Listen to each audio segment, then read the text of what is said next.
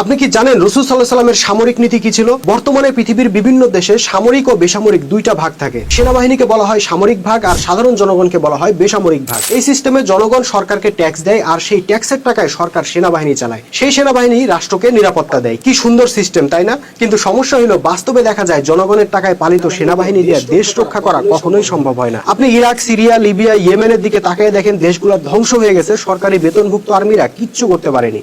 আসলে পারবে না, কারণ অধিকাংশ জনগণ নাকে তেল দিয়ে ঘুমাবে আর কিছু মানুষ তাদেরকে রক্ষার জন্য যুদ্ধের ময়দানে জীবন দিবে। এইটা অপ্রাকৃতিক ও অযৌক্তিক সিস্টেম। সেই জন্য রাসূল সাল্লাল্লাহু আলাইহি ওয়াসাল্লামের সামরিক নীতি ছিল সম্পূর্ণ ভিন্ন।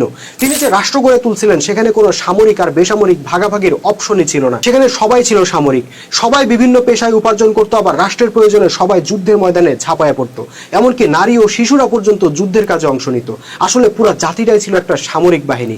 এই যে পবিত্র কোরআনে শত শত যুদ্ধের আয়াত আছে, কিভাবে যুদ্ধ করতে হবে, কিভাবে শত্রুকে মোকাবেলা করতে হবে, কোথায় আঘাত করতে হবে ইত্যাদি দিক নির্দেশনা আছে। এর কারণ কি?